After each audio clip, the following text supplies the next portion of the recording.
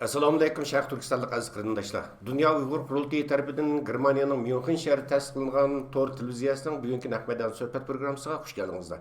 Men Farhad Yurunqash bo'laman. Oldi bilan hammangizlarni yurakdan salomlayman. Mushu vaqtinglar xayrlik bo'lsin. Aziz qarindoshlar, sizlarga ma'lum, ko'pincha oldinglar, Yevropadagi yana eng chong Türk İslam Təşkilatı hesablanğan Milli Görüş Təşkilatı yani Uyghur qarindoshlarni qo'llash maqsadida Sharq Turkistonga ozodlik degan o'rtaq shior ostida dunyodagi bir 10 dan ortiq davlat va 20 ga yaqin shaharda Uyg'urlarni qo'llash namoyishi o'tkazish haqida qaror olgan va bu namoyishlar butun dunyo miqyosida Milliy Ko'rish Tashkiloti tarafidan o'rlashtirgan namoyishlar bugun rasmiy boshlandi. Bugun masalan Avstraliya, Germaniya, Belgiya, Daniya, Gollandiya, Avstriya, Angliya, Fransiya qatorliq davlatlarda namoyishlar keng ko'lamli namoyish olib berildi. Ve fakat Germaniyanın özle üç çoğun şehirde, mesela Germaniyanın payitahtı Berlin'de, Frankfurt şehirde, şundakla München şehirde namayış ettirildi ve bu ettirilgan namayışlarınki hemisiga şu devletlerde yaşayotgan pidakar qarindoshlarimiz, Uyghur qarindoshlarimiz, Sharq Turkistonlik qarindoshlarimiz bu namayış qatnashdi. Çünkü bu namayış Milliy Ko'rish Tashkiloti Dunyo Uyg'ur qurultiyi bilan mos qadamda olib borayotgan bir namayış. Şuna Dunyo Uyg'ur qurultiyi yaqinda maxsus bu haqda bir bayonot chaqiriq e'lon qilgan, butun dunyoning har qaysi ellarda faoliyat olib borayotgan Uyg'ur tashkilotlari, siyosiy faoliyatchilariga va avom xalqimiz qarata Milliy Ko'rish Tashkiloti tarafidan uyushtirilgan dunyoning har qaysi ellarda o'tkazilgan bu namoyishga aktiv ovoz qo'shish va ishtirok qilish va qo'llash, moslash haqida chaqiriq e'lon qilgan. Shunga aziz qarindoshlar, bu namoyishlar 2 oyninki 7 kuniga qadar davom qiladi.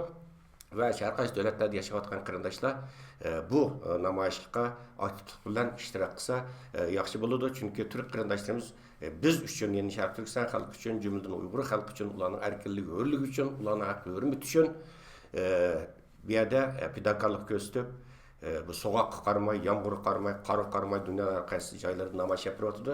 Shunga bu turklarning namoyishi deb uyda o'tmay bizmi chiqib, tang ular bilan hamnafas bo'lib, ularning namoyishiga o'rtoq bo'lishimiz kerak. Chunki bu bizning oldi bilan bu o'zimizningki vijdoniy va milliy burchimizdan iborat.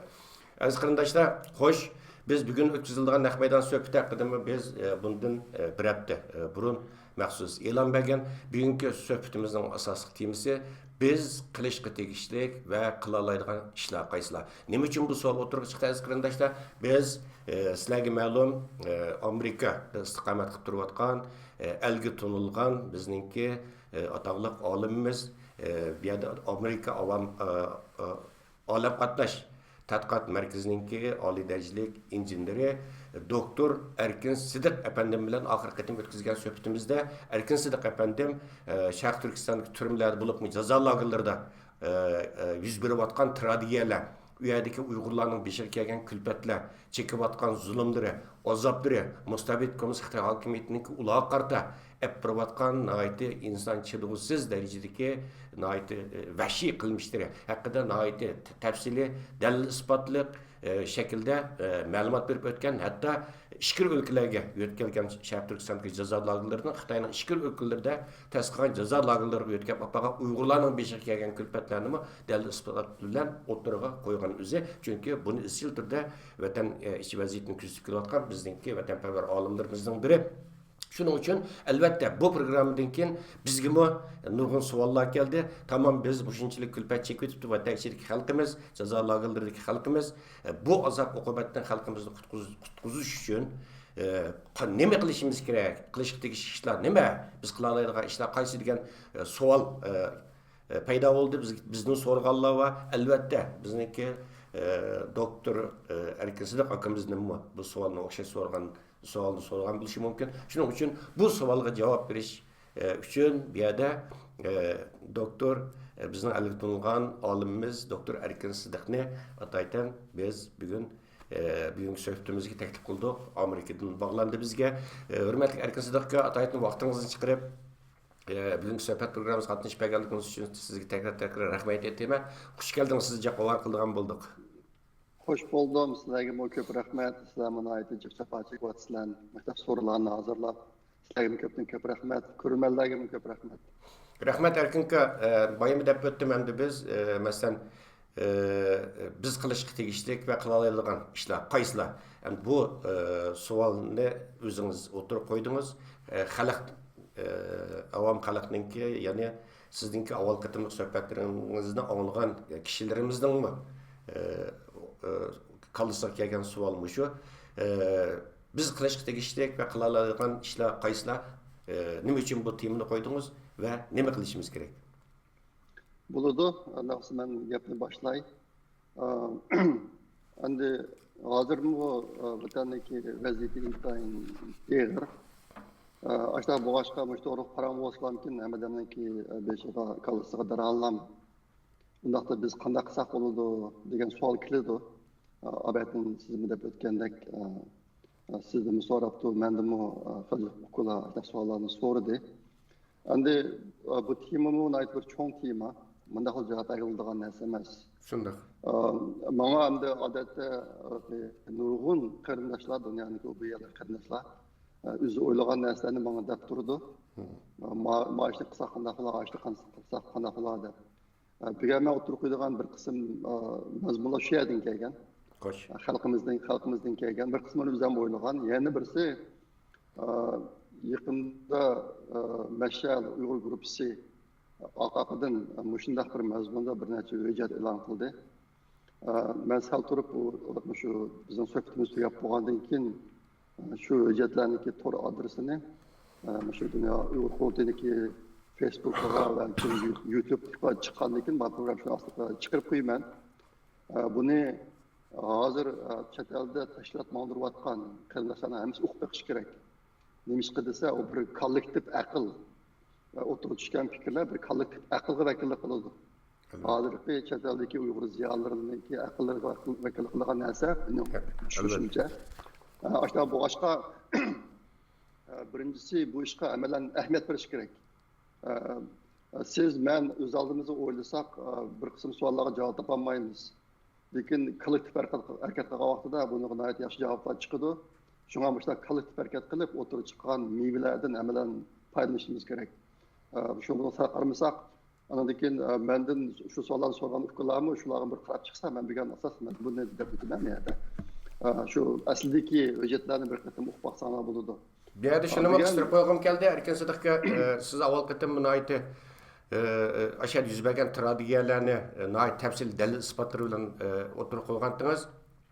Ama Xitoy hukumati keyingi mezgillarda bu o'zininki bu yerdagi bu jinoiy qilmishlarni yushirish uchun soxta tarbiyalash markazlarini ta'sis qilib, o'ziga yaqin davlatlarningki diplomatlarni muxbirlarni olib borib, bu yer diplomatiya jihatdan qaytarma hujumga o'tdi. O'zini oqlash uchun, o'zining jinoiy qilmishlarini yushirish uchun xalqaro siyosiy sanalarda, ammo yana vatandan kelayotgan uchurlar xuddi siz avval qatim deb o'tgandek bu yerdagi vaziyatninki texnik ig'ilishga qarab maqolligini Xitoy hukumatining bu yerdagi jazo lagerlari qurilishini siz xuddi avval qatim deb o'tgandek kengaytirish qurilishini yana tezlashtirayotganligini bu yerda yana u yerdan o'lim xabarlarining kelayotganligini va Uyg'ur sarxillarininki bu yerda yana har kundagidek tutqun qilinayotganligi ishkir o'lkaga yo'tkilayotganligiga doir uchurlar xabarlar kelyotdi hamda bu hamda gerçi Xitoy o'zini aqlashtirishgan bo'lsa-mu, ammo bu yerda ba'zi insonlar va tilpun hozir qisman ichib o'tibdi Xitoy hukumati.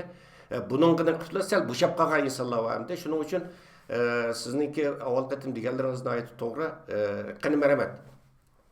Bo'ladi, shu deganimizdek, hozir xalqaro besim misli ko'rilmagan darajada kuchaygan vaqt Xitoyga nisbatan, lekin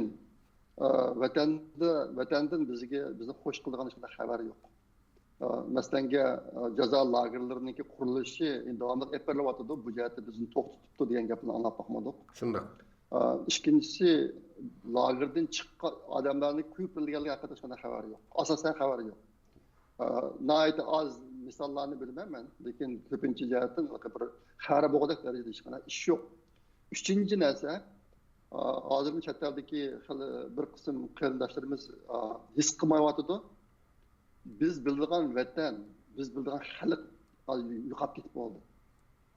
Xalq biz bildiğin vatan mavjud emas. burunqi bizniki örf odatimiz, medeniyetimiz, bir normal ahvollik aile urug'liqlarla birga kelib, paranglashib, kulishib, yaşaydigan bu holat yo'qolib ketdi hozir yo'q. Shundoq. Ahvol ashundoq darajada og'ir. Yana bir muhim masala nima desa, Xitoy hech qanday Uyg'urga rahim qotgan yeri yo'q. Qanday Uyg'ur bo'lishini qat'iy nazar. Buni eng chong misoli Nuri Bakirda. Mana shunga bu narsani his qilishimiz kerak. Degan men o'tirib qo'yadigan narsa asosan qisqa muddatlik ishlar. Mesela nöbet qilish deyilgan ishlar uzun muddatli emas. Men uzun muddatli ishlarni mana shu safar qilishganda Nuriyalarda so'zladim. Amerikada Washington DC'ga borgan so'zladim. Bu ayrim tema. Degan faqat mumkin qisqa muddatli ishlar so'zlayman. Andan keyin men o'tirib qo'yadigan bir qism narsalarni hozir tadqiqot qilayotgan bo'lish mumkin. Ben faqat mukammal bo'lsin deb tizimlikni sal to'liqroq o'tirib qo'ymoqchi. Merhamet.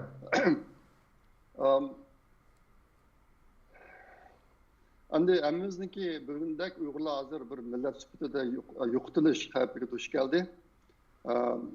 Uyg'urni yo'qotishda Xitoy tuvandagi taktikalarni ishlatyapti. Buni o'tganda muddat kelgan bir qism qarindoshlarniki qolsa aniq emas, bu narsa aniq bo'lishi kerak.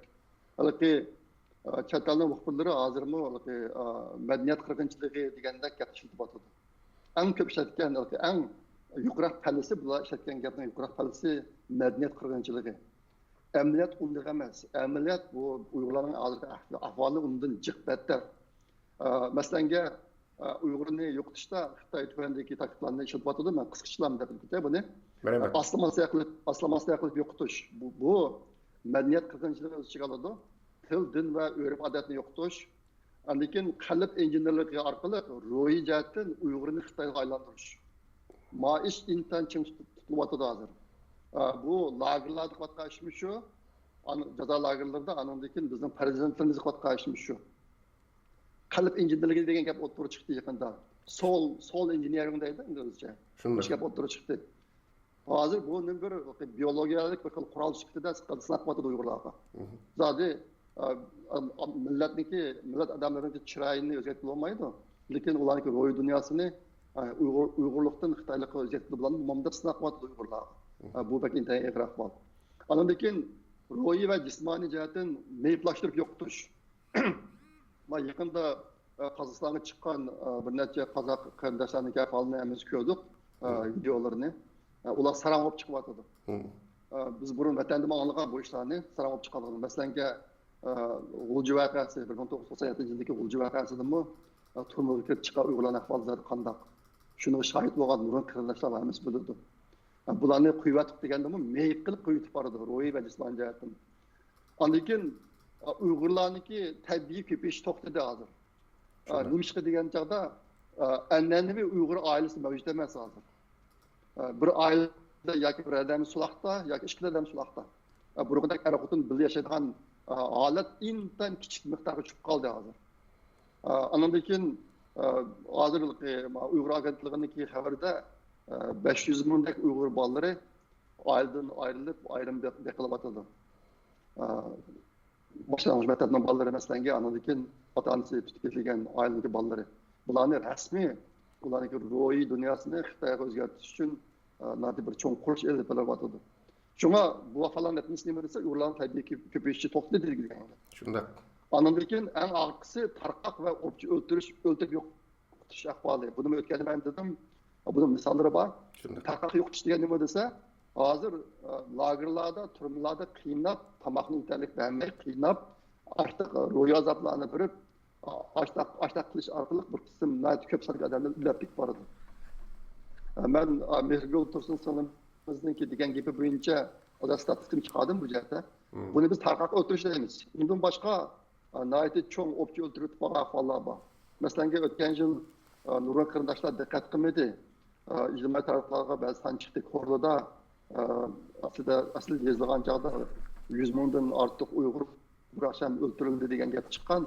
Men o'tganda buni shu programmada tilga olgandan keyin shu uchun yozgan qarindoshimiz bilan aloqalashib, asal xato bo'lib qoldi. Xitoycha Şivan emas, Yivan deydi. O'sha 10 mingdan chiroq odam degan gap. Biz vatanda 2-3 kentning odamlarini yig'sa 10 mingdan odam chiqadi ba'zi yerlardan. Shundoq, shundoq. Ashta odamni qirvati degan gap. Shu bular dunyoga chandolmay o'pchim o'tiryotidi.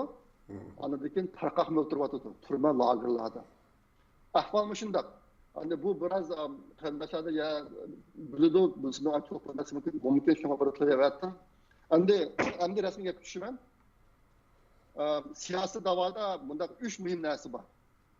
Birinchisi ixtisosli kishilar, ikkinchisi maosh, uchinchisi ishxona. Shundoq. Buni har bir Uyg'ur esda tutish kerak. Biz da'vo degan gaplarni to'la deymiz. Lekin zodi biznikimiz da'voda bulupmu o'zimiz o'ylagandek ma'lumotga misol ahvolni keltirib chiqayotgan omillarimiz desa shu. Birisi ixtisosli kishilar, ikkinchisi maosh, uchinchisi ishxona.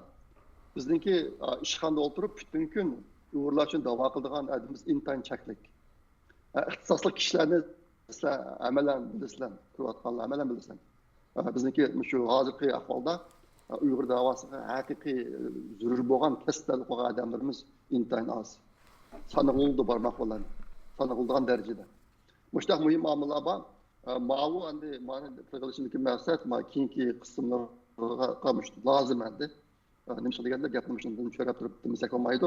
Endi bu yerda ixtisosli kishilarni yetildirish bu uzun muddatli narsa. Uni 20 yil, 1 yilda qiladigan ish emas bu. Shunga men hozir shu chet ellarda Uyg'ur qarindoshlar bayonlarga berib ko'rishib so'zlagan vaqtimda bu masalani o'tirib qo'yaman. Ikki narsani birisi bundan keyin hamma Uyg'urlar bizlarning farzandlarini kam deganda bakalavr o'qitib o'qitinglar. Agar ashni qilmasanglar sizlar millat uchun ularni qilgan bo'lmaysizlar. Bu birinchisi. Ikkinchisi Uyg'urlarniki o'zini saqlab qolish, o'zini qutqizish uchun zarur bo'lgan kasblarda chuqur bir qism yosh avlodlarimiz maqsadlik tarbiyalanish kerak. Nishonliq. Bu nima desam, shu xalqaro munosabat, xalqaro qonun, davlat boshqarish, mushtar kasblar. Jamiyatshunoslik degandek. Mush kasblarda chuqur bizning bir qism odamlarimiz tarbiyalanish kerak. Bu uzun muddatli ish va bugungi mazmunda bu jihatda bunda to'xtalmayman. Endi abaytim hozir deb o'tdim. Yaqinda Mashal Uyg'ur guruhi bir qancha hujjat e'lon qildi. Shu navbatda Uyg'urlar qanday qilish kerak degan masala to'g'riliq. Men buni o'zim Facebookda yuzlab turda o'rtoqlashib qo'ygan. Qancha kishilar ko'ydi bilmayman. Bu hujjatlar amaliyotda shunday bir muhim hujjat endi. Nimishqa desa, chet eldagi Uyg'urlarniki aqli to'plangan bir narsa bu. Shuningdek mazmunini bir deb ketay, bu jami 3 hujjat. Xo'sh. 3 hujjatniki temalari mundaq. Birinchisi diaspora degan gap chet eldagi degan gap endi chet elda tarqab yashayotgan Uyg'urlar. Diasporadagi Uyg'ur jamoatiga NPO tashkilotlarini ko'paytirib qurish haqida taklif. Va NPO degan non-profit organization deydi inglizcha. Uzib qolmaganda. Yo'q. Non-profit organization degan gapni qisqartirmasi bu to'g'ri hozir tushuncha bilmayman hozir. Ikkinchisi nimalarni qilish kerak? Uchinchisi tashviqotimiz boshqa tillardami bo'lsin. Uch hujjatniki timsi bu shundoq. Men bularniki har birisida ustida qisqacha to'xtab o'taman. Xo'sh. Birinchisi diasporadagi Uyg'ur jamoatiga NPO tashkilotlarini ko'paytirib qurish haqida taklif. Bu 15-yanvar kuni e'lon qilindi. Bu gapniki qisqartma NPO degan inglizcha non-profit organization deganniki qisqartmasi. Tapovatsiz tashkilot degan ma'noda, tapovatsiz kirim yo'q degan gapda, kirim yo'q degan tashkilotniki ma'noda. Bu xil organlar qurg'uchi va yoki a'zolarning iqtisodiy foydaga erishishini emas, balki jamiyatdagi ma'lum bir bo'lak kishilarning til, ma'rif, madaniyat va boshqa insoniy huquqi degandek konkret ehtiyojlarga qarata muqim va sistemalik mulozimat qilishni maqsad qilib qurilgan bo'ladi. NPO degan. Taraqqiyotgan davlatlarda Uyg'ur tashkilotlar bor bo'lsa-mu, ammo ko'p qismi NPO tashkilotlar emas. Ya'ni hozir agar chet elda sanasak, Uyg'ur tashkilotlari ko'p chiqadi. 20-30 chiqishi mumkin. Bularning ko'pinchisi NPO emas. Meni bilishimcha Dunyo Uyg'ur qurultiyi NPO, andaki Amerikadagi Uyg'ur Amerika jamiyati NPO, lekin xilcha tashkilotlar tizlik qurib olgan, bu tashkilotlar rasmiy tizimni o'tib qolgan emas. Shu NPO emasda. NPO tashkiloti qurish intayin muhim bo'lib, Uyg'urlikni saqlashningki asosi bo'lgan Uyg'ur jamoatining yildiz tortishi va gullanishi uchun mohiyatlik xizmatlarni ilib borg'ili bo'ladi NPO orqali. Buni bunda 3 nuqtadan tushuntirish mumkin.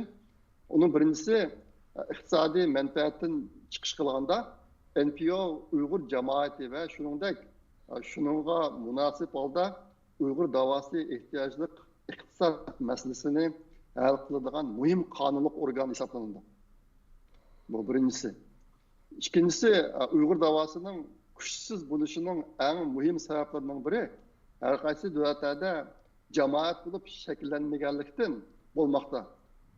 Uyg'ur tili va kulturini keyingi avlodlarga varislik qildirish uchun muqim mulk hisobida maktab va faoliyat zallari bo'lishi, o'zaro yordam qilishdan boshqa eng muhimi o'zlari yerlashgan zemindeki cemiyetin bivasıta yardım alamaydigan ve kılamaydigan sistema kurulması buluş gerek. Bu ikincisi. Üçüncüsü, NPO malum kişiler topunu bütün cemiyet bilen bağlap turduğan bulup, mesela Uygur cemaati NPO cemiyetlerini körnek ornada paylanıp, öz meslerini bütün ictimai cemiyet bilen ortaklaşa alaydı. Bu kısaca mezmununu da koydum. Aslında hüccetme pek çoğ emas. Abayta ben degandek, program tügəndən keyin şu Facebook'a, andan YouTube'dan astığımı ben toradısını çıkıp qoyman. Bolsa, hamma qarindoshlar bir o'qib baqsa buni. Bo'libmi chet elda tashlab mo'ndirayotgan qarindoshlar o'qib baqsa bo'ladi. Bu intayin muhim. Rahmat. Endi abayki hüccetning ikincisi nimalarni qilish kerak degan hüccetgan. Buniki bu 27 yanvar günü e'lon qilinibdi. Shu Mashal Uyg'ur guruhining tor beti. Uningda bir 20 dak taklif o'tirib qo'yilibdi. Men hammasini tezda bitay. Birinchisi, Birlashgan Davlatlar Tashkilotiga Xitoyning kishilik huquq sudidagi a'zolik salohiyatini elib tashlash to'g'risida iltimos sunish. BDT'niki bir konsuli var. Kişilik hukuk konsuli degan bir konsuli var. Xitoy hozir 2019 yılı olsa 2017 yıldan başlab bunga a'zo. Bu davlatlar bunga navbatchi a'zo bo'ldi ekan, tasdiqlanib tanlashni o'tgandan keyin Xitoy 2017 yılı shunga a'zo bo'lgan ekan. BDT kişilik hukuk konsuli a'zo bo'lgan ekanda. Bunun a'zoligi bu yil 2019 yılda 31 dekabrda aqlashdi ekan. Ma'vu gapning ma'nosini desanglar, BDT'ga arz sunib Xitoyniki shu a'zolik salohiyatini ep tashlash. Mesela erkinki Xitoy hozir mesela Xitoy hozir Birlashgan Davlatlar Tashkiloti 5 doimiy heyat a'zosiniki birisi hamda Xitoy veto qilish huquqi va masalan BDT'ning butun qarorlarini veto qilish haqqi bor. Bu adolatsiz bir sistem Birlashgan Davlatlar Tashkiloti. Bu Xitoy mushu o'ziniki 5 doimiy heyat a'zosi liq salohiyatini saqlab qolgan muddatcha bu shu arz sunishningki iltimos sunishning bir nimasi bo'ladimi, unumi bo'ladimi masalan? Ben bu nimani ko'rib baqdim, shu kishilik huquq konsuli degan nima degan narsalarni. Arz sunisi bo'ldi ekan. Anda u doimiy hayotligiga qanday qildi uni o'qimayman. U matematik munosabati boshqa to'liq izlab baqmadim. Lekin bu kishilik huquq konsulga a'zo bo'lgan ishlar haqida arz sunisi bo'ldi ekan. Anda hamimizning xabarida bor. Agar dunyoda kishilik huquqini eng buzgan, kishilik huquqini eng dafsanda qilgan komitetda bir narsa bo'lib qolsa, unga Xitoyning eng sharti shudir. Lekin kishilik huquqni qo'g'daydigan o'ringa hargizim shart qo'shmaydi. Biz buniki eng yaxshi shohidiz Uyg'urlarda. Shunga ma'lum qilgan birisi deb tizilibdi. Bu intayin muhim narsa. Albatta. Ish bo'lmagan chog'da Xitoyniki kishilik huquqiy sohasida nima ishlarni qilayotganligini mush orqali biroz bildirib qo'ygan bo'ladi. BDT'da masalan. Ikkinchisi Xitoy ustidan xalqaro sudga arz qilish. Hozir qadar dunyoda shu xalqaro sudga arz qilib muvaffaqiyatli bo'lgan bir necha davlatlar yoki millatlar bor. Mushaqlarimiz bizni tegishlik. Hozir bizniki endi men shunday bir umid bor. Kunlarning birida xalqaro jamoat bizning vatanga berib, Xitoy hokimiyatining Uyg'urlar ustidan yurgizgan insoniyatga qarshi jinoyatlarni tekshiradigan bir ish bo'ldi. Boshda ish bo'lib qolsa, dunyo tasavvur qilolmaydigan ishlar bayqiladi u yerda. Men ashunday bir kunning kelishini umid qilaman, ishonchim bor buni ashunday bo'lganligini. Nimishqa desa, Ikkinchi dunyo urushi vaqtida Nazi Germanliklarmi hargiz o'zining ashunday qilganligini o'ylab boqqan emas. Shu ayni vaqtda odam o'tirish qatnashgan bir qism amaldorlar dunyoning u yerlariga ketib mukibchiga vaqtlarda eng oxirgisi yaqinqi bir necha yilning ichida tutildi masalanga.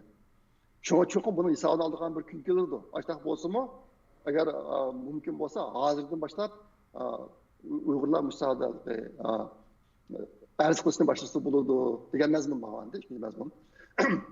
Uchinchisi, mazmun bak muhim, buni hammadan qalaydi. Qalayashgan oliy maktabda o'qiyotgan va ishlayotganlar o'z maktablariga Uyg'ur ahvolini anglitishga chaqirish. Yoki shu o'zida o'qiyotgan yoki ishlayotgan maktablarda Uyg'urlarniki hozirgi fojiasini anglitish. Uchinchisi, to'rtinchisi musulmon dunyosini qo'zg'atishda eng yuqori darajada kuchash. Mushu bir ojizlik. Buni o'tganda mu azroq deyishdik, bu musulmon dunyosidagi qo'zg'alishi Uyg'urlarniki beshiga kelgan fojiani oxirlashtirishda intayin muhim rol o'ynaydi. Nimishqa degan chog'da Xitoy musulmon dunyosiga intayin ko'p mablag' sarflatdi. Mana bu g'arb ellari qonunli davlatlar bo'lg'achqa nurg'un ishlarda qonun, xalqaro qonun kelishim bo'yicha ish qilamiz deb birisi ularning qadimasi bo'ladi. Ikkinchisi nayiti bir xil tez unum beradigan choralar qo'llanmaydi bular. Shunday. Hozir biz ko'rayotgan ahvol shu. Lekin musulmonlarning ish qilishiga o'xshamaydi bularga. Musulmonlar qaram keladi, o'limni qo'rqmaydi masalanga. Ashta andikin biz uchun bizmi shu ummatlarning bir qismi, musulmon ummatlarining bir qismi biz. Ashta boshqa agar musulmon ellari harakat qilsa, Uyg'urlar ichida yaxshilish bo'ladi deb o'ylaymiz. Men shuni o'ylayman. 4-modda shu ekan endi. Xo'sh. Endi buni konkret qanday qilamiz degan chog'da hamma davlatdagi Uyg'urlar shu o'z davlatidagi musulmonlarga bizning dardimizni anglatish kerak. Men qilyapman buni. Vatandoshlarning biroz xabari bor. O'tgan haftada bir masjid ko'rib, 1,5 soat so'zladim. Bugun kechda ham bir masjidga boraman. Kelar hafta ham birisiga boraman. Hozir shu Los Angeles rayonidagi masjidlar harakat qilyotdi. Biz to'xtamay shu harakat nimishqa degan chog'da Amerikadagi musulmonlarning hammasini yiltizi bor. Bular hammasi boshqa davlatlardan kelgan, Pokistondan, Arabistondan, Misrdan degandek. Niyadagi musulmonlarga biz dardimizni anglata olsak, aniki hozir ularning bechiga kelgan fojianiki nima ekanligini bilsa, ular orqali bu xabarlar o'sha burun yashagan, tug'ilgan davlatlarga boradi. Şu bu işin tayin muhim. 4-modda şu ekan. 5-incisi Uyg'urlar yaşayotgan yerlarning hammasidagi masjid, cherkov, Yahudi ibodatxonalarida sanatoriya, psixika doktori, Ovat bozor, qatnash bekatlarida Uyg'urlarni tunishtirish faoliyatini qanotaytirish.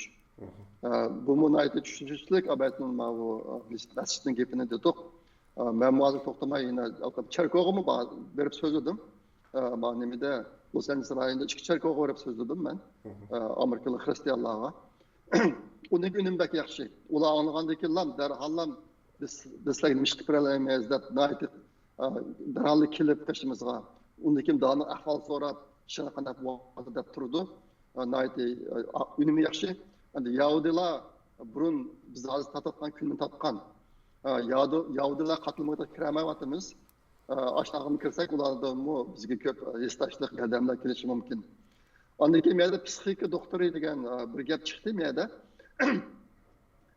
Bu menga mushaqda ayrim shaxslardan taklif kelgan. Psixika doktori bilan ko'rishib, ahvol aytish. Ayni vaqtda Yahudilar şu Germanlıklarniki jazo lagerida ustolangan vaqtida ular ikki jihatdan o'zaro uqtirishib ketgan bir-birisiga. Hammanglar har kuni ko'rgan dard alam, qiynash, ashlarni hammasini yezib, o'zinglar turayotgan kamirniki yarasini kim qo'yinglar. Yahudilar ashlar qilib ekan. U chaqda qalam bilan topamizmi, qon chiqirib qanday yedim degan ismlarda bir xonimniki xotirasi bor, bu xotirasi keyin bayqilib, undan ko'p tarqaldi dunyoga. Ondan keyin kino qilib ishlandi. Shunday. Endi bu nima desa, bu platak paket. Ki ishlar o'tib ketgan chog'da men unda qilganti, mana bunda qilganti deb hikoyadak so'zlasa yoki mening opamda qilgan, g'amda qilgan deb hikoyadak so'zlasa, bu hikoyadak anlamda boshqalar. Lekin shu naq maydonda yashagan kishilar ashuni xotir qilib yezib, saqlab qo'ysa, bu boshqacha bo'ladigan gap. Odam bir voqea yuz berib, bir oy o'tgandan keyin shuni yozsa, ayni vaqtda yozolmaydi. Shunday. Bu insonlikning xususiyati bu. Yahudilar ashta qilib ekan. Hozir miyadagi tushgan taklif nima desa, hozir Uyg'urlarniki hech qanday normal emas psixologiya jihatdan. Shunday. Biz hozir bizda kulki yo'q edi, o'yin tomosha yo'q edi, bizga tomoq emas, uyqu emas, xizmat emas. Hammamiz ashta jihatda yashayapmiz. Buni nurg'un kishilar his qilmaydi, lekin garchi biz vatandagi zulmni bevosita o'z beshimizda kechirmagan bo'lsak-mu, ashadagi urug' tuqqanlarimiz, ota-onalarimiz, ochi-singillarimiz, aka-inlarimizniki da'didan hammamizning psixikasi biroz buzildi. Ashdan boshqa imkoniyati bor qarindoshlar chet eldagi psixika doktori bilan ko'rishib, o'zining holini aytib qo'ysa, bu narsalar bu chet elda g'arb ellarida bo'libmi? Sab xotirlandi bular. Shunday. Sizning nima deganligingiz xotirlandi. Sizniki hozirgi ro'y oltingiz xotirlandi. Sizniki hozirgi psixologik oltingiz xotirlandi. Xotir qilib qoldi bu. Shunday. Kim mush xotirlarni yig'sa, mushu 2018, 2017, 2018, 2019-yillari chet eldagi Uyg'urlar qanday bir psixika oldida yashaganligi mana deb chiqadigan gap. Shunday. Shunga Muhammadni menga ayrim qarindoshlar taklif qilgan, miyadimi bor ekan, shu ma'noda deb qo'ygim keldi. Oltinchisi Uyg'ur korxonchilar va Uyg'ur puldorlarni tashkillab, Uyg'ur davosining iqtisodiy manbasini hal qilishda bir cho'ng ilgirlash hosil qilish. Bu jihatda ish qilayotgan qarindoshlarimiz bor. Endi sal oshkorlanganlarini deyman, qolganlarini demayman. Masalan, Amerikada kuzat inimiz qilayotgan Uyg'ur korxonchilar birligi, ularni o'ziniki topgan bir qism pullarini shu Uyg'ur davosi uchun xarjlayotdi. Alloh razı olsun. Masalan, Amerikada panatlar qilib qolganlarniki advokat pulini chiqarib berish degandek masalan. Boshqalarni qilyotdi, andan keyin Avstraliyadami Baxtiyor apandi, Baxtiyor inimizmi o'ziniki bir shirkat bor, undan men o'tibdi. Topgan kirimining bir qismini masalan dunyo Uyg'ur tegmazlar xardan qildi ekan. Bu qitim men 10 kunlik Avstraliyaga boraman. Mush safarning chiqimlarini shu Baxtiyor inimiz o'ziga kelib shu inimizniki taklif bilan ketyapman men endi. Ashtalarni qilyotdi. Yana boshqa shirkatlarmi bor? Men bunga yemek shirkat bor. Buni hozircha oshkorlashni xohlamayman, o'zidan ruxsat so'ramagan. Masalan, u inimizniki shirkati u deydi, mana shu shirkatim ubdan bo'lsa, men topgan kirimimni 100% Uyg'ur davosiga bersam degan ashta bir ko'ngli bor endi. Endi o'tgan yil men safar jarayonida nihoyatda o't yurak, nihoyatda puldor o'zlariniki ishlarini ubdan mavdugan ufqlarni uchratdim. Bek ta'sirlandim, hayajonlandim. Hozir endi bizniki mana qarindoshlarimiz bor, tarqoq ish qilyotdi. Hozir ma taklif nima ekan desa, shu qarindoshlar Uyg'ur puldorlar bir tashkillanib, o'sha Uyg'ur davosidagi iqtisod masalasini hal qilishga tirishmoqsa deydi ma'vondi. Albatta deb o'tgandek bu iqtisod Uyg'ur davosidagi 3 cho'ng omilning birisi. Shunday. Biz buning dardini bek tatib keldik. Hozir Uyg'ur davosiniki tarixini so'zlasak, bizniki 60-70 yil tariximiz bor, lekin ishimiz bek ahmidi. Men Tünögün Tibetlarniki bir taşıyatı qarab baktım. International Campaign for Tibet degan bir taşıyatı var. Tibetlarning taşıyatları var, ma'lum shularning birisi. Ashtaga kirib chiqib, men shunchaki hayron qoldim. Bularniki 10 davlatda sho'basi bor ekan. Bütün işler adamlarımız şunda çıkken. Anda maş bir taşkat kılan ketadigan yıllık çıkım bir neçe milyon dolar ekan degan hesap geldim ben. Uygurlar bularni saytganchada biz qilanday o'xshaymiz hozir. Hammadan yan toplayman deyotgan, işte 10 dolar, 20 dolar, 100 dolar uchun kilanchilikda qilayotgan, mushtaq ketyapmiz biz.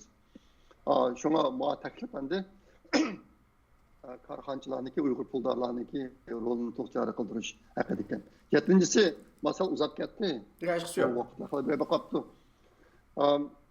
7-si chet el tillarida isbot berish. Buni hozir qilyapti chet ellik qarindoshlar. Yaqinda kuchaydi. Bu jihatda bu Turkiyadagi Abdurahmon Hasan inimizniki bu cho'ng bo'lyapti. Yani başlayınlar bana namsız iş kıvatkan. Bulup mu chet el tillarida isbot qilish, qilingan isbotlarni başkalarına tercih qilish yerda bir qism fikrlarimiz eslashni qilyapti. 8-si o'z mamlakatlarimizdagi qonun tuzuvchilarga Uyg'ur masalasi haqida va vatandagi tuqqanlarimizning jazo lagerlarida qiynayotganligini bu vaqtda qonun ilishga kuchash haqida xat yozish hamda yuzma-yuz ko'rishib ahvolni ma'lum qilish. Menimcha mana bu vaqtga ishlar bu yerga bir tizilibdi. Hozir bu qism allarda bu ishlarni qilyapti, Amerikada o'xshash. 9-si NATO xalqaro insonparvarlik tashkilotlari bo'libmi musulmon ellardagi ommaviy tashkilotlarga Uyg'urlar uchrayotgan zulmlarni anglatib, ularning yordamini qo'lga keltirish. Bu jihatda yaqinda Turkiyadagi qarindoshlar bir qism ishlarni yapadi. Bunimi nurg'un ellardagi vatandoshlar qalaydi bu ishni. Bo'libmi Uyg'ur masalasi hozir insonparvarlik masalasiga, kishilik huquq masalasiga.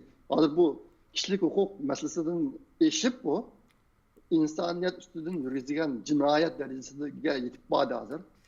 Shunga Uyg'urlar cho'qim hamadan o'z davlatida qanday insonparvarlik tashkilotlari bor. Mushni aniqlab chiqib, boshlarni ko'rishib, o'zimizning ahvolini aytish bu intayin muhim.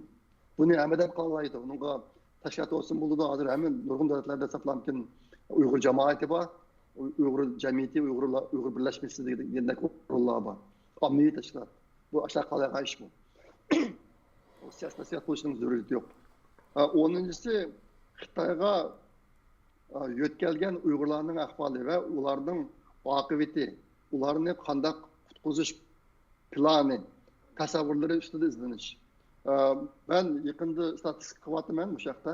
Zodi qancha Uyg'urlar lagerda. Mening hisobimda hozir so'ralgan Uyg'urlar bu bolalarni o'z ichiga oladi.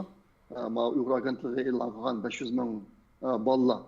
Shularni qo'shgan chaqda hozir qadar e'lon qilingan sonliq ma'lumotni qo'shganda 3,7 millionga boradi. Buning ichida endi Xitoy o'lkalariga o'tkazganlarniki ikki cho'ng qismi bor. Uning birisi Gansu. Gansuda bir lager bitdi o'tgan yil. Buningga 1 milliondan ortiq odam botdi ekan. 1 milliondan ortiq odam sulindi deyapti. Agar sulanmasa u yerga lager yasamaydi hech kim. U lager bir cho'l jazirani o'tirsa-da, u yerni beqishning mojiti yo'q. Nima qilsa bu lagerdan qochqanlar bir suv boyaga berib o'chiq yo'lda o'ldi. Ashtaga hisobda buni. 1 million. Anadan keyin ishkilardagi boshqa yerlarga 500 ming Uyg'urni o'tkazish qaror qilinib qopti. Buni Qahraton qish degan jurnalning kishilari e'lon qilib bo'ldi buni. Xitoyniki shu planni e'lon qilib bo'ldi. Hozir qadar planlangan joylarda 3 yer bor. Sanshi ishki Mo'ng'ul Xilimjon 500 ming odamni hukmatchi. Shundaqda hozir ishki o'lkalarga o'tildigan Uyg'urlarning soni 1,5 million. Muammoda shu Uyg'urlarni qanday qutqizish haqida izlanish. Men o'tganda buni tilga oldim. Meniki eng asraydigan bir yerim 2019-yilda Xitoyda bir cho'ng ish yuz berdi deb qaraydiganlar ko'p hozir.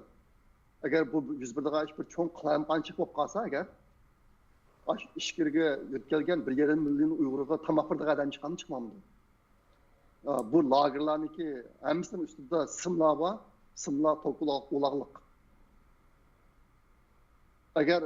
Agar cho'ng qilayotgancha chiqsa, saqchilarniki birinchi qiladigan ishi o'ziniki jini tushib ketishda, jini qo'dash uchun.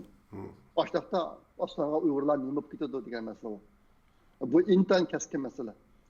11-si İyanı toplaş usulleri, iyanı türleri doğrusunda izleniş. Bu nayet enik. Hazır Nur'un kıyımdasa izlemetudu, kıvatıdı bu işini. 13-kincisi tesiri güçlük. Çolpanlarga lager meselesi için avaz çıkarış, video, nakşa, kino işleşke ündeş. Hazır nima vatandaşlarning xil xabari var. Tibetliklar için yakıldıgan netçe çolpanlar var Amerika'da. Kino çolpanları. Mesela Richard Gere degan artist. Ben tüdөгün hayran kaldım. International Campaign for Tibet degan şu teşkilatdaki direktörler grupasındaki reisi şu Richard Gere. Dana kino artisti. Ben şunca hayran kaldım. Daha kadar Uygurlarniki gepini kılgan bir artist bilen yok. Muş sahadımı bunundaki paylanılan bir saha. 13-si chet eldeki universitet, ali mektepler, tadqiqat o'rinlari ve ilmiy sahada ishlayotgan yuqori unvonliq Uyg'ur ziyolilaridan tashkil topgan bir guruhni qurib, dunyodagi universitet, oliy maktab va ilm sohasiga turma va jazo lagerlariga sulangan Uyg'ur sarxillari ziyolilarining ahvolini anlatish. Bu ishga Uyg'ur akademiyasi, Yevropa sho'basi va yoki Amerika sho'basi mas'ul bo'lish. Ben tünögün tizimlik qarab baktım. Bazı tutulgan Uygurlarning sarxillari. Hozir 241 bo'libdi. Mana chet eldagi Abdulla Ayıpov'imizniki Facebook'a chiqargan tizimlik 241 adam bo'libdi. Endi ashlar to'g'risida chet eldagi sarxil ziyolilar bir guruh tashkillab ashlarning davosini qilish deydi. Bu intayin o'rinli fikr. Albatta. Hozir boshqalar qilyotidi, biz Uyg'urlarda qilolmadik. Amerikadagi Xitoy tadqiqotchi ziyolilari Uyg'urlar to'g'riliq bayonot e'lon qildi. Musulmon ziyolilari Uyg'urlar to'g'riliq bayonot e'lon qildi. Necha kundan oldida Yevropadagi san'atkor sohasidagi Yevropa ziyolilari Uyg'ur san'atkorlari, masalan, Sanvar Tursun to'g'riliq bayonot e'lon qildi. İmza toplaşışlarını qilyotidi. To'g'ri. Xitoy ziyolilarimi bir qatim Uyg'urlarning beşe kelgan fojia haqida bayonot e'lon qildi ve Uyg'urlar bu yerda ish qilolmayapmiz. Ben bunu necha kun oldida RF'da o'tkazgan suhbatimda o'tirib qo'ydim. Aslida mishlarning hammasida Uyg'ur ziyolilari boshlanish bo'lishi kerak. 14-chi tutqun qilingan Uyg'ur sarxillari ziyolilarining chet ellarda turayotgan bolalardan tashkil topgan bir guruh qurib, chet eldagi universitet, oliy maktab va boshqa uygun keladigan sorunlarda, matbuotlarda ota-onalari haqida guvohlik berish va ta'sirli nutq so'zlash. Babati men degan 241 sarxillarimizniki farzandlarining xil ko'plari chet elda bor hozir. Shunday. Muammoda nima desa, shu farzandlari bir guruh tashkillab o'ziniki opasi yoki dadasi uchun da'vo qilish degan gap. Buning ta'siri intan kuchli bo'ladi. Şunda. Mesela Erdemen'in İlham Toq'un kızı Cevher mesela şunda çok tesir kozgıdı mesela. Dadısı için 5 yıldan yağı nim kılıvatıdı, konferanslar verivatıdı, sözler vatıdı ama nayet yaxşı bir tesir payda kıldı da endi bu İlham Toq meselesini kılıqlalışı. Doğru deysin. To'g'ri, men Yalqin to'g'riliq da'vo qilsam, uning qaraganda Yalqin bir farzandi da'vo qilganlar qat'iy o'xshamaydi masalanga. Shunda.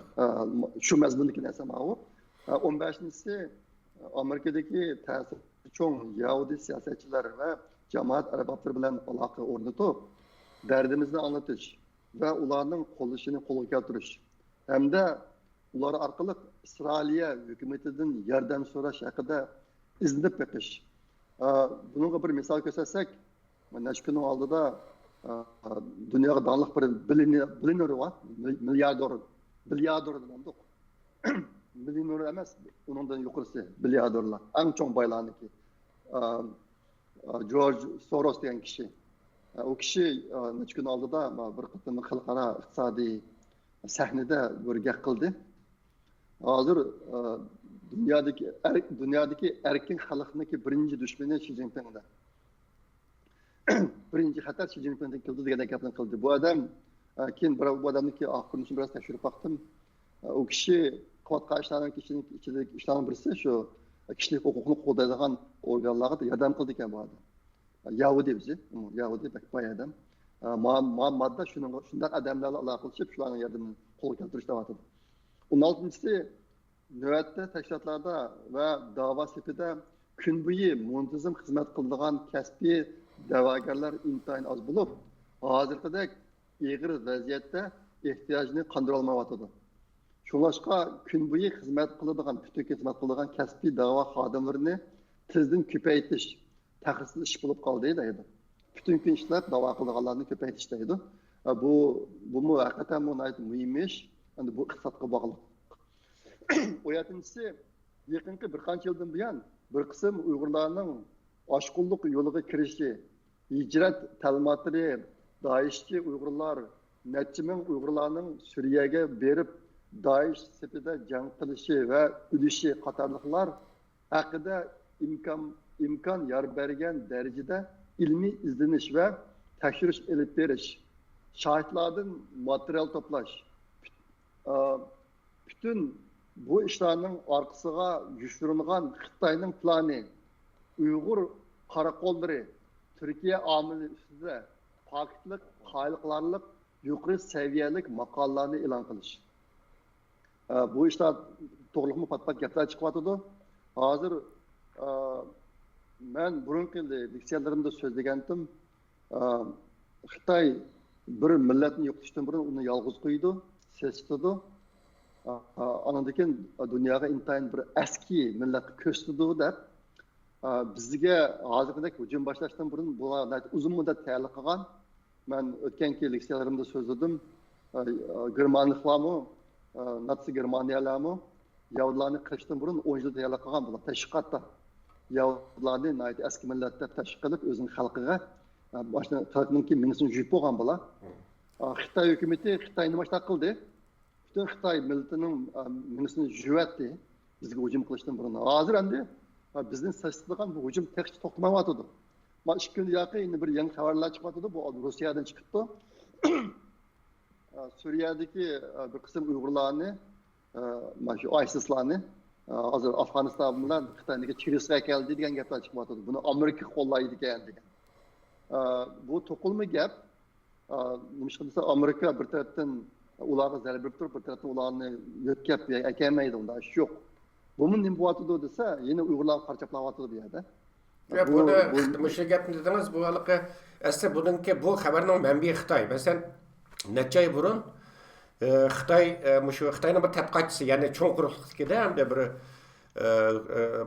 hokimiyatninki bir tadqiqot markazininki tadqiqotchisi cho'ng bir mushu mazmunda maqola e'lon qilgan. Qarindoshlarimiz vaqt diqqat qilmadi Xitoycha bo'lgani uchun.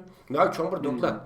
Şu dokladda şu Amerika'nınki Suriye'deki İstislanı, anandaki Uygurların hamlesine Afganistan'ın Badakhshan Vadisi'ne, hatta Tacikistan'a, Bajulistan'a, yötkevatkallığı hakkında nahayet tefsili nurgun Uygurların da hem de ortalarıyla yötkevatkallığı ait bir doklad e'lon qilgandi. Uningdan keyin qupatli tuyuqsizlar bu hozir Turkiyaning hukumatga davlatga ait yaqin televiziya kanalida bu gap chiqdi. Chunki demak bu gapning chiqishining manbai Xitoy zaten. Demasa Amerika tashqi ishlar ministrligi e'lon qilgan yozma nimasida buni kulkilik debdi-ku, no'magan javob biyman deb. Doğru. İşte müştahalarda endi Uygurlar qarchaplansa, darhol uni og'dirgan odamlarimiz bo'lishi kerak bizniki. Bu gaplardan nereden çıktı, neymiş çıktı, maksat neymi? Müştahalarni paş qildigan odamlarimiz bo'lishi kerak. Bizniki bir ziyolar to'pi bor. Ziyolar to'pida 250 tak odam bor. Mening farzimcha shulardan biri 100 ekam deganda ingliz tili yoki o'zi yashayotganda masalan tillarini biladi. Müştahada nayt bilan to'p qo'shalaydi deb o'ylayman. Endi abaytman degan Mashal Uyg'ur gruppasiniki 3-hujjati. Uniki temisi tashviqotimiz boshqa tillardami bo'lsin debdi. Bu hujjat 27-yanvar kuni e'lon qilinibdi bu yil. Uniki asosiy o'tirib qo'ygani tashviqotlarni boshqa tilda olib berish. Bunda jiq statistika bor ekan. Masalan, har bir tilda boshqa tillarda Uyg'urchadan boshqa tillarda so'zlaydigan qancha odam bor. Men buni sonlarni deb o'ltirmayman bu yerda. Abaytimni deb o'tdim. Chet eldagi tashkilot ma'lumotdan qarindoshlik va qolgan qarindoshlar ancha muncha bir ish qiladigan o'ylayotgan qarindoshlar mana shu yerdan çok o'qib beqqanlar va bu yerda tillarning o'tirib qo'yilgan tillarni qisqachadan deb ketay ingliz tilidan boshqa fransuz tili fransiya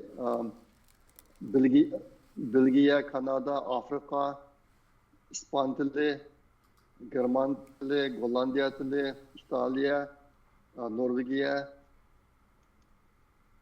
ondan keyin Shvetsiya rus tili Yapon tili, Arap, Türk tili, Xitoy tili.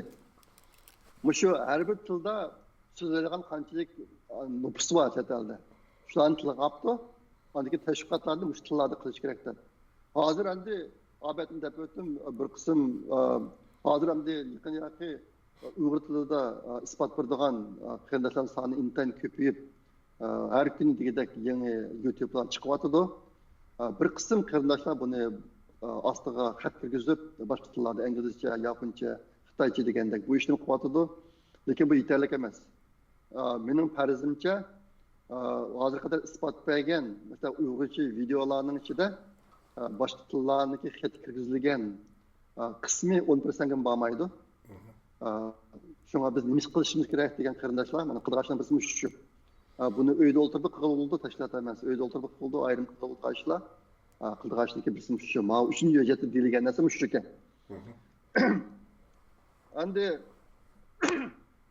şuda qilib ma bu Meşler grupusundaki üç ücretini tanıştırıp oldum. Bolsa hem qarindoshlar bir qatım uqbaqsanlar. Yine başka fikirler var. Ben hozir bir deb qo'ymsam bo'lmaydi. Men degan bizning qildigan suhbatimizni erta deb o'ylab qilib,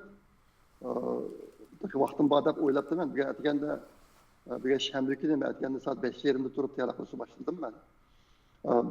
Boshladim.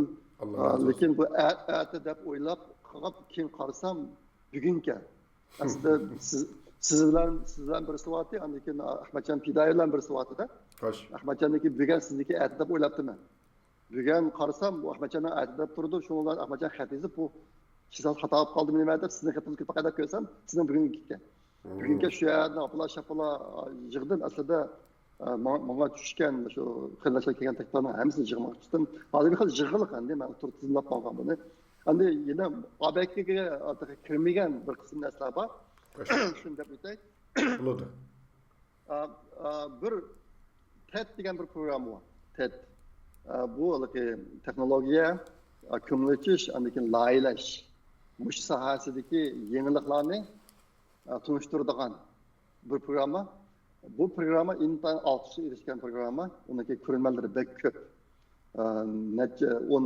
Net 100 milyonlar vardı bu programa. Ötkende bana bir kardeşimiz muş programa çıkışını tavsiye kılgan Uygurlardan çıkışını. Bununla kim tizimletip aşağıdaki makulunu kovalasa çıkılıp buldu iken. Bu asaslığı garip ellerde Türkiye'den bağ buluş mümkün. Şuna ismi TED degen TED İngilizce xeti bizde basanma bulundu. Bunu bazı arkadaşlar tekşür kırıp baktı. Mesela Avustralya'da, Amerika'da, Avrupa'da hepsi sınavlı bulduk ya bu programı. Eşeğe çıkıp Uygurlarınki hazırki azap okupetini tunuşturuş. Bunu mu hiç kadar tekrar kıtığa işlemez ki her kadar şahsi kılalara işken üz yaşa kandidatın tılı da çıkıp söylemeni sıkıntı olan. Yani bir kardeşimiz, yani bir torbatını tunuştu değil mi ama Family Link degen. Family Link degen gap aile bağlanışı degen bir demekken torbatı ben bunu qarab baktım. Bu xalqaro Red Cross'un nisbeti Uyg'urcha. Xalqaro qizil nima? Qizil qush belgisi mi? Onu nima deymiz Uyg'urcha? Men toza ismini topolmadim. Aşlarınki təvəssülü bir işkən, aşağının bir programısı varkən. Əgər sizinki aile mənbələriniz yoxab ketken bolsa, mişəyə tizimləşsəniz, ular izləb birdikən sizə. Hazır çətəldə aile əzaları, aile mənbələri deyib. Yerimi İngilizləb ketdimi keçirəm acaba. Aile əzaları yoxab ketken qırılaşlar intən köp. Hazır qədər məsələn 2 yılın mabeyində bizim urtuqalarının içində bağımı yok mu, bolsun nerede, bütünlüğü alakasızlık falan kırındaşlar intayın köp. Şu kırındaşlar müşterine kirip tızılmasanlar, mesela çatelde şuna çok Uygurlar var. 5 ming Uyg'ur bir şey kirib, yo'qolib ketgan urtqalarni tizimlasa, ma xalqaro tashkilotniki daftarida qanday bir holat shakllandi tasavvur qilib baxsana bo'ladi. Buni planmayken haqsizga. Şuna bunu hammadan qilayogan ish, o'zim uyda o'tirib ham kompyuter bilan qilayogan ishga buni o'ylash baxsana bo'ladi. Endi bir oilada bir oila a'zosini yo'qotib ketishi degan intayin bir cho'ng, eg'ir bola albatta. Albatta. Uning o'zi ish turgan joyda malala aloqalashib, shu yo'qotib ketgan oila a'zolarimizning ahvolini tizim tuzish degan ish emas. Bir 5-10 minut vaqtimizni ketgan ishda. Shuni bilan hamma qarindoshlar o'ylash baxsi bo'ladi. Andan keyin albatta men degan psixologiya doktorlik ko'rishi psixologiyalar emas, hozir biz har yilisi o'zimizniki doktor bilan ko'rishimiz bir necha qatim. Endi bundan keyin ko'rishgan vaqtimizda o'zimizniki psixologiya ahvolini deb ko'rishimiz kerak bo'ladi. Albatta men degandek bu xotirlanib qoladi. Chet ellik Uyg'urlar o'zimizni psixologik ahvolimizni doktorlar xotirlab qo'yadi. Keyincha agar o'pchi hisob oldiga chiqib qolsa buni roli bak cho'ng bo'ladi. Xo'sh. Andan keyin yana bir necha misollarni anladim men shu qarindoshlarning o'zidan. U nima desa, bizniki birlash qarindoshlarimiz dadasini yoki opisini akakatlarini anglab, chidab turolmay, o'zining yurtidagi dadasi ishlagan shaharning saqchi o'rinlariga telefon qilib, saqchi o'rinlariniki boshqarini tepib, shularga tahdid qilib, ba'zilariga sen nima uchun uslaysan meni dadamni? Dadamning hech qanday gunohi bo'lmasa, unikisini sulash qonuni asosan qalsa, menga degin agar demasang, men o'zimning davlatdagi qonun organlari orqali seni ustini az qilaman. Mushta deyish orqali necha qarindoshlarimiz dadasini yoki opisini erkaklarga yo'qotdi. Quvvatli bo'ladi. Şuna bu yerda ularning ismini atlamayman. Bularniki bir misoli o'zi chiqib deganlarniki birisi, masalan, Finlandiyadagi Halmurat inimiz. Halmurat inimiz shundacha faoliyatlarni qildi. Uyg'urlarniki azobidan o'tilgan bir uzun safarni qilib, Finlandiyadan mashina haydab, oxirgi bekat Munxen bo'ldi deyman. Ashta qilib, keyin qaytib ketib, ashta ishlarni qildi. Telefonni qildi, ashta qilib, bizni tanisib qildirdi Halmurat inimiz. Yaqında ben algan yan bir xabar, hozir ichki jihatda biroz uqtirish ekan deb anladim. Buniki qancha xiras, qanday ahvollar yuz berdi uqmayman. Chiqib chet elda tuqqanlar bolani sulmonlar degan gap bor ekan deb. Ehtimol shu sabab bo'lishi mumkin. Chet elda turayotgan xil ko'p Uyg'urlarniki bu yaqin tuqqanlari, oila a'zolari lagerda emas. Lagerda emas. Ehtimol ashtaq siyosatniki natijasida bo'layotgan bo'lishi mumkin degan faraz bor menda. Bu nimani ko'rsatdi desanglar, biraz aktif bo'lgandan foydasi bor ekan. Ana bir qism qarindoshlarimiz buning foydasini ko'rdi. Undan keyin maish endi yana bir ahvol bilan munosabatdagi men eng dastlabki deb o'tdim. Ikkinchi dunyo urushi tugab, shu Nazi Germanlarni jazoga tortgan vaqtda balki buyruq tushagan siyosatni belgilaganlar emas, ijro qilganlardan tortib hammasi tutildi. Shunday. Agar siz opingiz, dadingiz ishlagan idoraning boshliqlari yoki shu shahardagi sochlarning boshlig'i bilan aloqalashsangiz, mush gapni deyishingiz kerak. Sendimi hisob olgan bir kun keladi. Sen boshliqlar o'tib ketaman deb o'ylama. Hatto boshlarning bolalari bo'lishi mumkin chataldi. Uni bilish texmi yaxshi. Sen bolang bor. Sen meni ota-onam sulabsan, sen balangni menda qilgizman. Davlatga arz qilma balangni sundan deb, unda qilishim mumkin. Bu butunlay haq narsa ma'lum. Shunga buni o'ylash baxsa bo'ladi. Andan keyin yaqinda yana bir qarindoshimiz bir narsani tavsiya qildi, menga taklif qildi. Xitoyda nurg'un advokatlar bor edi, ishkirlik o'liklarda. Sharqiy Turkistonda sudlangan ota-onasi urfqonlari ustidan ishkirdagi advokatlarni yollab arz qilish imkoniyati bormi degan narsani o'tirib qo'ydi. Men bu haqda konkret misollar bormi uqmayman. Mesela İlham Tohlu'nun advokatı Xitay'da Beijing'de. Doğru. Evet. Doğru. Başkalar işte diloların üstüne ilişki unaş mümkün değil pul verse. Şuna bu bir yeni bir yoldu. Endi Ben neçe ukulağını bilemem. Zaten ballardaki ukula zar kakşap zaten tüyüş gide de kağala bak. Atanısı, dadısınınki ya aksınınki, apsınınki azabı tüpeyle. Andi bu bir tabiat fal. Dadımızın apımızı sulap koysa, dadımızınki selametlik yaşamamıza, apımızın selametlik yaşamamıza en sırayımız vardı. Aslında da to'liq yashash teshik odamlar mushtaq sayyohlar tufaylidan boldir tugab ketishi mumkin. Bu bizdagi farzandlar uchun intayin cho'ng azob. Buning uchun biz andish qilamiz. Endi ashtaq ahvolda agar iqtisodiy ahvol yor bersa yoki aloqa qilish imkoniyati bo'lsa, ishkiridagi advokatlarni yollab o'ziniki dadasini yoki opasini qutulib chiqish imkoniyati bormi yo'qmi degan mana bir masala. Buni o'ylashmoqchi bo'ldik ekan. Ondan başqa yana iqtisodiy jihatdan kelgan takliflar bor. Masalan, burun o'tgan yilning boshlarida deyman. Yevropadagi bir necha qarindoshimiz bir loyihani o'tirib qo'ygan. Chet eldagi Uyg'urlarning hammasi kirimininki topgan kirimining 1%ni Uyg'ur davosiga iyona qilish planini o'tirib qo'ygan. Hani 1% degan ancha bekchi son emas. Lekin bunaqa konkret qanday ijro qilish kerak degan narsa qilib murakkab ish, asosi bo'lmaydigan ish. Buni Amerikada men davomli kalam qilgan bir ahvol bor. Amerikadagi cherkovlar, Amerikadagi xristianlarning hammasi o'ziga birdan cherkovga tava.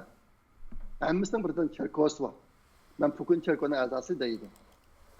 Shu cherkovga a'zo bo'lgan kishilar o'ziniki cherkovsiga kiriminiki 5%ni beradi. Buni qandaqdir pulni ko'tarib olib, ayda nima pop bo'lganiga bermaydi, tutib qo'ymaydi buni.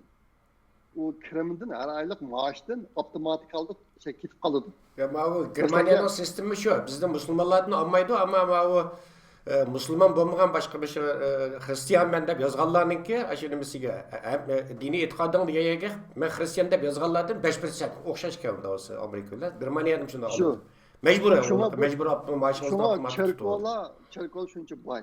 Bularning shunday pulusi bor. Shunday buyadimi shu? Shunga bular dunyoninki hamma yerlarga missionerlarni mandiralaydi bular. Andagi boshqa kishilarni iqtisodiy manfaatlarni tadalaydi o'ziga. Mishni qildiganlar bak ko'p, mishqisi bular boy. Andagi cherkovlardagi binolari intayin cho'ng, intayin chiroyli, maqsiyaga silingan.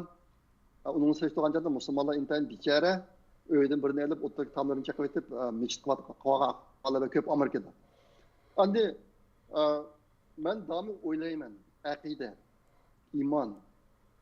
Uyg'urlar iman to'g'riliq ko'p gap qilamiz biz. Davomli biz musulmon imonimiz va iymonni aytgan degan bu iymon to'g'riliq intan gapni ko'p qilamiz. Lekin bütün musulmonlar dunyosiga qarab baqsak, insonlik safoti va masalan, men xristianlardan his qilgan bir narsa, ular inta yuqori darajada onglik. Aşağı bir kaydını çıkargan, sen kriminalın 5%'ni çerkova birsen de, aş çerkova azab olan adamların hemisi hakikaten şu maaş verdiğin idareden çerkovanınki banka hesabı bir bardıgan kılıp uğraştırıp etken bu işini 5% çokum bardı. Aslında Uygurlar hazır Uygurlardaki bir haletke kep qalgan millatlar ancha ko'p emas dunyoda. Biz shunchalik og'ir kunda. Endi mushdaq bir kundan o'zimizni saqlab qolish, o'zimizni qutuldirish uchun kirimimizning 5%ni yoki miyadagi o'tirib qo'yilgan taklif 1% keladi. 1%ni berish degan gap hech qancha ish emas bu. Bu albatta men deb o'tgan haqiqiy iymon, haqiqiy aqida, ondan intayin yuqori insonlik sapotilar qilgan ish ma'lum. Bu millatning olsangiz mesela siz berganmish takliflar biz qilish tegishli va qila oladigan ishlar haqida sistemlik yaxshi nimalarni berdingiz hozir bergan takliflaringiz nima ammo bu yerda bir masala borda hamda bu o'zimizda hamda ichki masala hamda masalan bu demokratiya faqatla sapasi yuqori topluluklar yoki millatlar arasida anandaki o amalga oshirdi deydi hamda. Nima uchun Iroqda amalga oshmadi demokratiya yaparmiz deb, nima uchun Afg'onistonda amalga oshmadi deb, chunki millatning sapasi uning hozir emas hamda. Shuning uchun demokrasiya yuksak to'pluq. Endi bu yerda masalan siz hozir o'tirib qo'ygan masalalarniki ko'p qismi, mutlaq ko'p qismi iqtisod bilan bo'ldi. Siz hozir masalan iqtisodiy masalalar haqida konkretni loyihalaringizni o'tirib qo'ydingiz. Andan keyin xristian chirkovlarning masalasini misol keltirdingiz. Endi chirkovning masalasini misol keltirsangiz, mening kallamga bir tragediya kelib qoldi. 2004-2005 yılı bu bütün dünyadaki ullarning vakilleri bu Bulgar Romaniyaningki Qarpaq deydigan burun Atilla tunji qatim kelgan vaqtida chidir qurgan bir yerga askarlar bilan kelib. Shu yerga yig'ilib, bu yerda nihoyat koni mashhur nima bor ekan, maydon bir cherkovniki tepida. Bu yerda 600 ming, 700 mingdek odam bor endi. Shuning bilan bizni taklif qildi, biz bordik, bayroqni ko'tarib bir hayat bo'lib 3-4imiz Şunu ulan çirkov taklif kıldı. Biz bayrağımızı götürüp çirkovga kirdik. Çirkovninki pop bayrağını suyup bizninki nimene çirkovning şu ulanın itikapı var. Meryem anneninkini nimesi var. İsa Aleyhisselam'ninkini nimesi var. Aşağıya bayrağını aşağıya kadap koydu. Ve o YouTube'la da aynı vakti berilgendikken bizni tillap kıyamet kayım kılıverdi. Aynı vakti nimelerde içtimai taratıldı. Bana bunlar Hristiyanlıkın nimesiga kirdi, aqchiqildi, ko'kshildi. Amaliyat olsa şu çirkovninki nimesi rahibi, baş rahibi bizga degan vaqtida Osmanlı imperatorluğu bu Vengriyanı işgal qilgan vaqtida ayıldızlıq bayrak kirgan İslamning bayrağı çirkovluğa. Shuningdek hech kirib boqmagan deydi. Tunji qatim kirishi dedi. Ama mayaqdan o'zimizning içimizden bizga nisbatan ait ig'ir nimalar olib ketishadi. Biz uning masalasini davoyimizda anlatımızda bordik bu yerga. Ondan başqa mana siz bilesiz Dünya Uyghur Qurultayı o'tgan yil 6-oyda bu Uyg'urlik badili chaqiriqini o'tirib qo'ydi. Bu qiyomat qoyim qopdi. Hozirgacha bu qiyomat qoyim va biz bu yuqori talab emas. G'arbiy Turkiston, Qozog'istondagilarga oyda $1 18 yoshdan oshgan odamga. G'arb davlatlaridagilarga oyda $5 18 yoshdan oshgan odamga. Turkiyani markaz qilgan O'rta Sharq rayonidagilarga oyda $3. Qozog'istonda 1000 odam a'zo bo'lib, bir oyda $1 bersa $1000 bo'ldi. Ammo shu 1000 a'zo to'plash uchun nurg'un odam kuchi sarf qilishga nima qilishga to'g'ri keldi. Endi bu kelgan pulmi yo'q buning bu a'zo Uyg'urlik bedalimisi, ammo tatgan dadimiz yamanjiqda, endi tatgan dadimiz. Bu yerda masalan bu bizningki masalan hozir chet ellarda mushu davoninki motorib buni cho'giltayotgan siyosiy g'ulluq siyosiy faoliyatchilarimizni hammani yig'ib kelsin, 100ni oshmaydi o'tgan men bir sanab baqay deb bir tizib chiqay deb tizsam 100ni oshmaydi ekanda endi bu bechoralarninki endi hozir holi qarang. Hozir Tibetliklarda kasbiy maosh olib mushu o'zining davosini qilayotgan Tibetlikning soni 2 mingdan ortiq ekanda endi. Bizning hozir to'liq 8 soatlik maosh olgan adamın Amerika'daki bir şikayetlerini koşsak, Amerika'da şikayetlen, Germanya'dan bir şikayetlen, hemen koşsanız 5 adam. Kağallarımızı ayda hem de onu demeyle, iktisadımızı desek, hakikaten kıyın avalda, bir yer avalda, pidakarlık gösterdi demesi, şembe, yakşembesi yok işleydi, ama kıyın, hem de biz bunu düşmanına hoş kılmayla bir yerde, bunun sanını, rakamını demeyim ben, hakikaten zor fedakarlık gösterdi.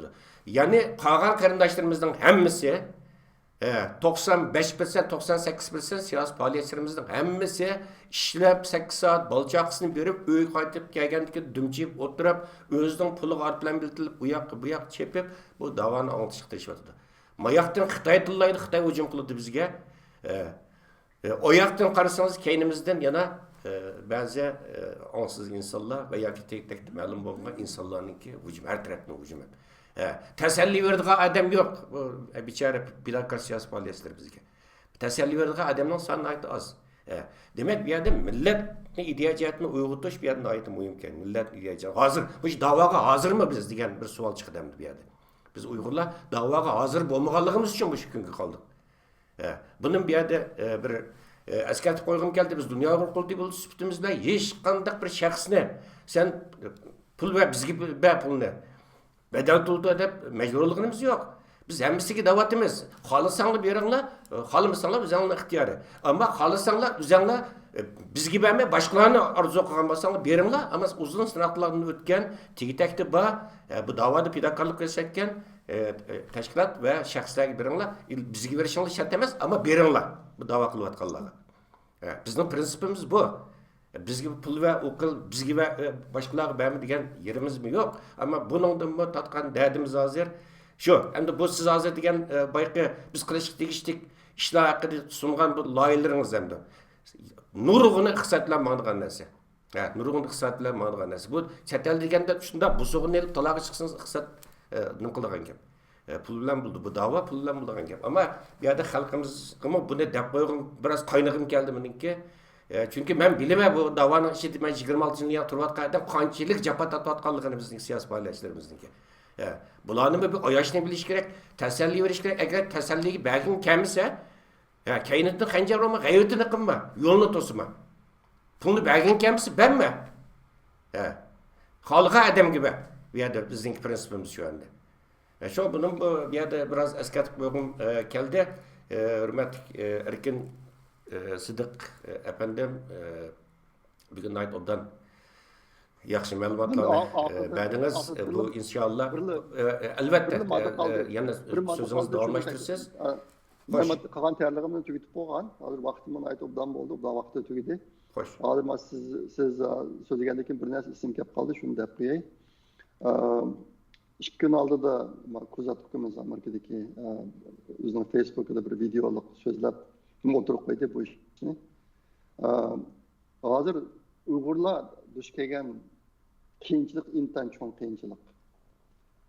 Bizdagi birinchi darajalik muhim va jiddiy vazifamiz jazo lageridagi xalqimizni qutuldirish, hayotni qutuldirish bu birinchi masala.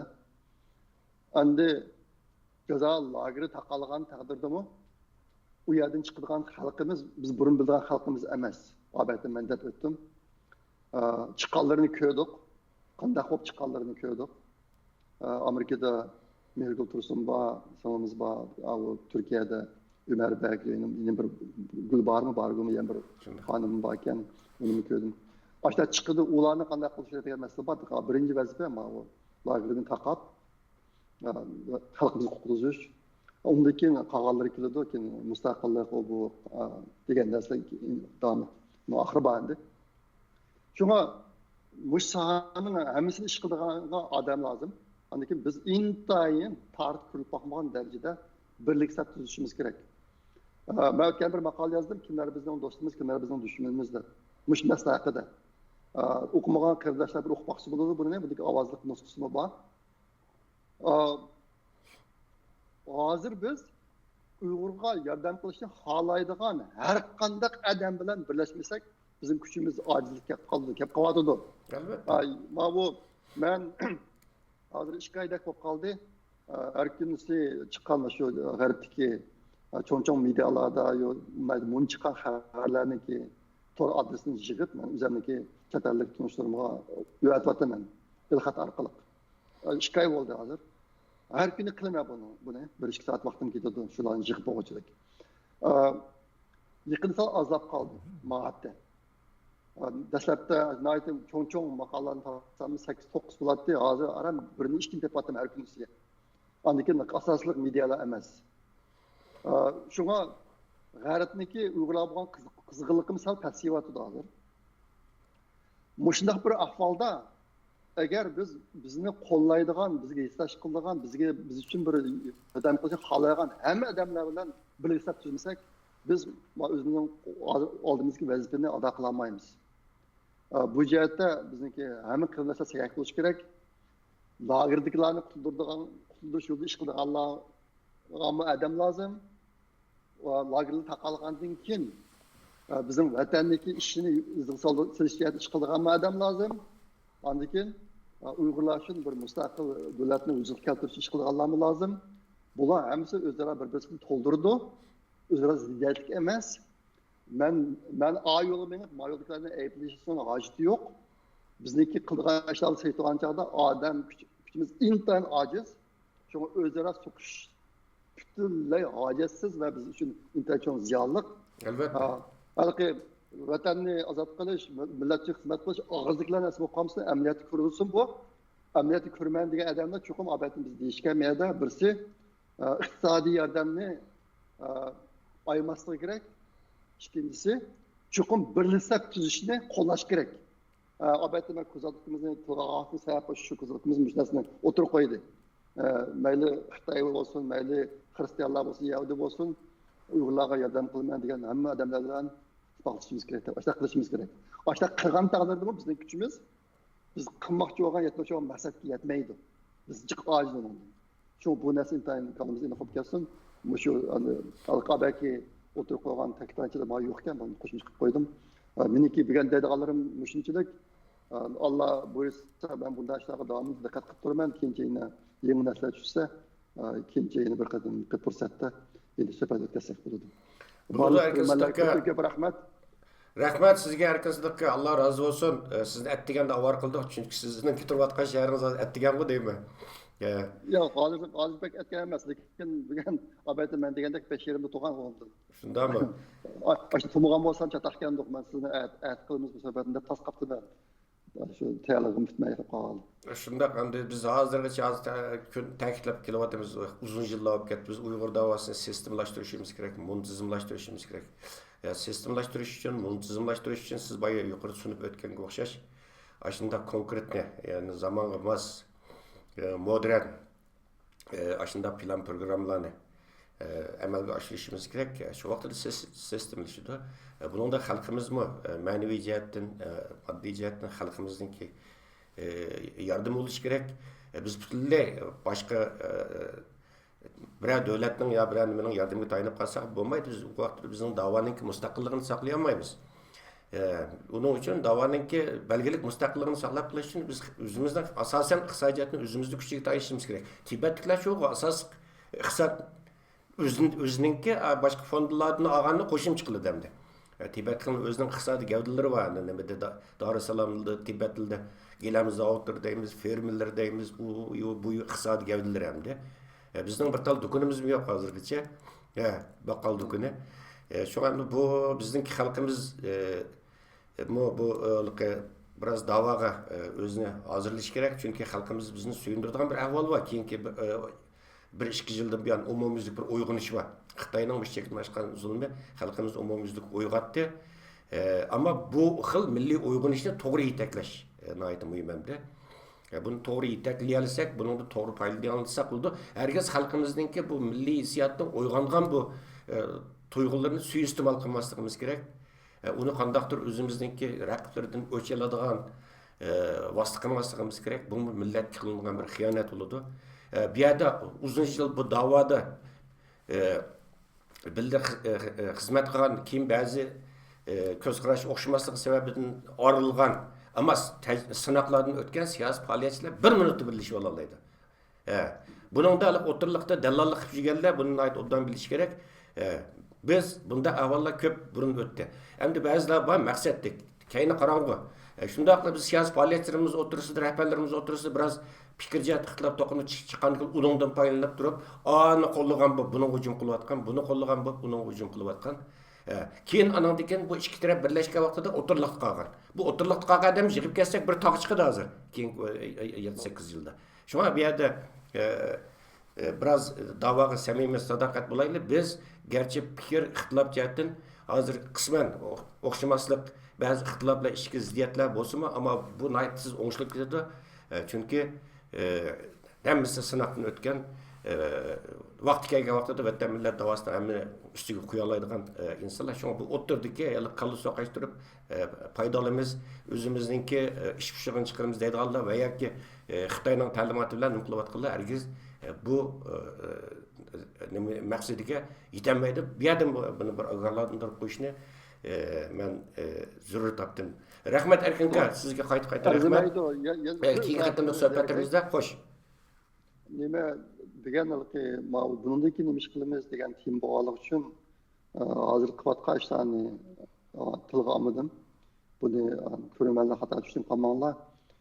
Masalan, namoyish hozir oldimizda necha cho'ng namoyishlar o'rlashtirilibdi. O'shalarning hammasi intan muhim. Uni hargiz hal qilmasligimiz kerak. Endi nurg'a ishlar bor. Hozir mana shu chetalik qilinishlar qilayotgan. Men asosligi buningdagi qiladigan ishlar hozir ancha ko'p qilinmagan ishlarni tilga olgan suhbat bo'lgani uchun u qog'ozlarni tizimidan bu yerda. Shunga buni boshqa tushunib qolmoqlar. Ma'qul, hammaga ko'p rahmat. Rahmat, Erkin aka, unda olsa tekrar sizga tekrar minnatdorlik bildiraman. Hurmatli televizor ko'ruvchilar, sizlarning ko'rayotganlar Dunyo Qurultiyi tomonidan tashkil qilingan To'r televiziyasining Naq maydon suhbat programmasi. Va biz yuqorida alga tunilgan bizningki Uyg'ur olimi doktor Erkin Sidiq akamiz bilan biz qilishga tegishli va qila oladigan ishlar qaysilar degan temani tushiradigan asosda suhbat appadoq va doktor Erkin Sidiq akamiz bu savolga atrofli sistemalik javob berdi. Aziz qarindoshlar, shuni bilan bu qatimki programmamizni mishada oxirlashtirmoqchimiz. Kelar qatimliq programmamizni ko'rishaylik. Ko'rishguncha omon bo'ling, xayr xo'sh.